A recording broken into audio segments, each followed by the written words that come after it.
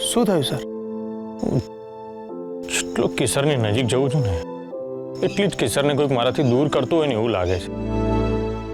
I am fed up now. But don't worry, હું ગમે તે રીતે કેસરને શોધી જ કાઢીશ.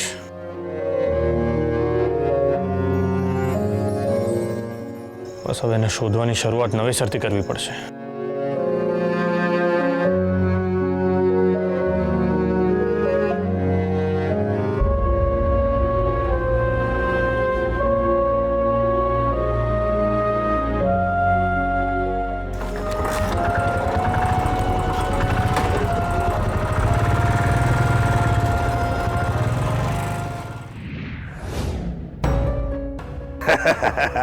અરે દિવ્ય કુમાર, આપણે રહ્યા ખાનદાની માણસ, પોલીસ સ્ટેશનમાં થોડા રાખે. અરે છોડી જ દેવો પડે ને.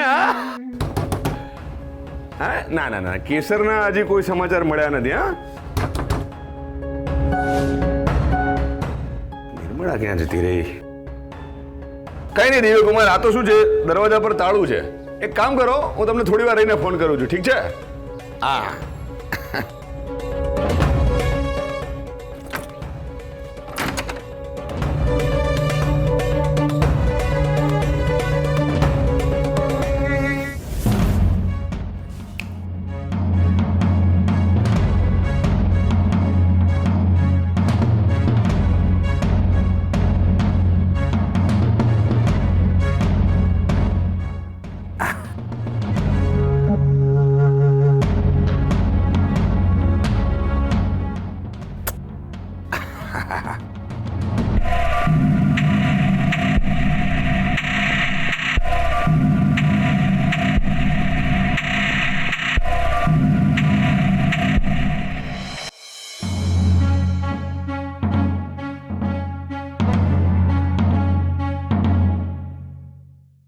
નિર્મળા ક્યાં ગઈ?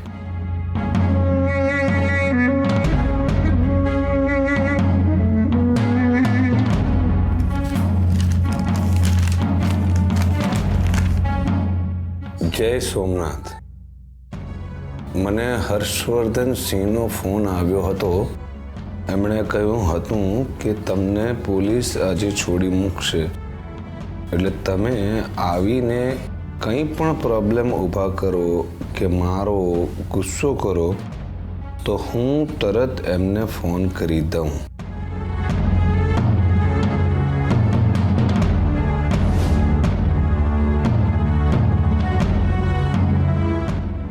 મને ખબર છે મેં ફરિયાદ કરીએ તમને નહીં ગમ્યું હોય, પણ એ વખતે મારી પાસે બીજો કોઈ રસ્તો નહોતો.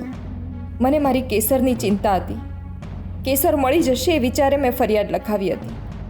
હું નથી જાણતી કે તમે શું કર્યું છે શું નહીં, પણ એટલું જાણું છું કે તમે કંઈક ખોટું કર્યું છે.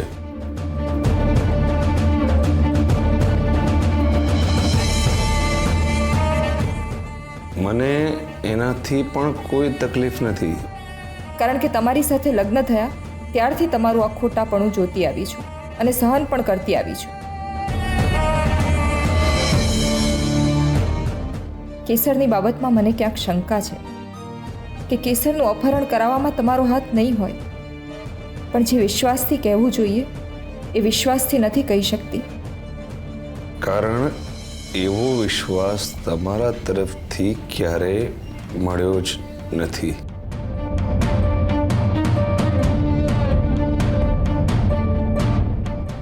લોકો આવીને મને કહેતા તમારા પતિ વિક્રમસિંહે ગામ માટે બહુ સારું કામ કર્યું છે, પણ મને શંકા થતી. ને જ્યારે કોઈ આવીને કહેતું કે વિક્રમસિંહે ખોટું કામ કર્યું છે તો તરત વિશ્વાસ થઈ જતો કે કર્યું જ હશે. કેસરની બાબતે સાચું શું ને ખોટું શું એ તો ઉપરવાળો જાણે, પણ મને મારી દીકરી જોઈએ છે. મારે ફક્ત મારી દીકરી જોઈએ છે અને એના માટે હું કંઈ પણ કરવા તૈયાર છું. એટલે જ પૂનમ ભરવા પગપાળા અંબાજી જઈ રહી છું.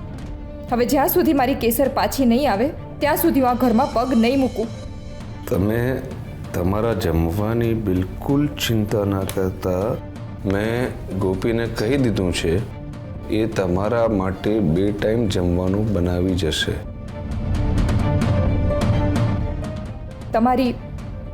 જે તમે ક્યારેય માની જ નથી. નિર્મળા,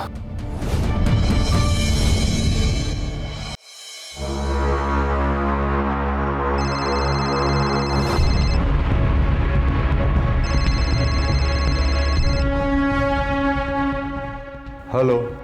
હેલો શેઠ, જોની બોલું છું. જોની, તું તો જેલમાં હતો ને? હા શેઠ, જેલમાં હતો, પણ રાત્રે રાજભાના ગુંડાઓ આવી તેને ભગાડી ગયા અને મોકો જોઈને હું પણ ભાગી ગયો. રાજભા જેલમાંથી ભાગી ગયો? હા શેઠ. હવે હું શું કરું શેઠ? શેઠ શેઠ, હા, હું ભાગીને બહુ જ થાકી ગયો છું. ઠીક છે, થોડો રેસ્ટ કર. અમે તારા રેસ્ટની વ્યવસ્થા કરીએ છીએ. Thank you sir, thank you.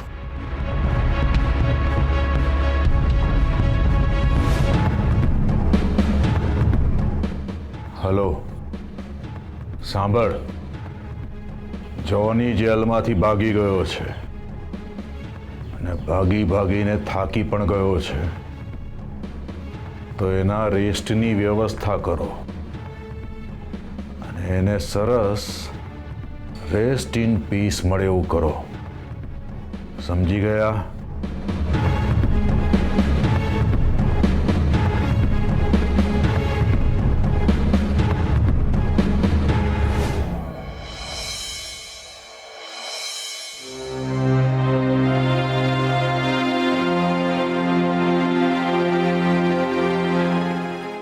ભાઈ, થોડોક ચા નાસ્તો કરી લે.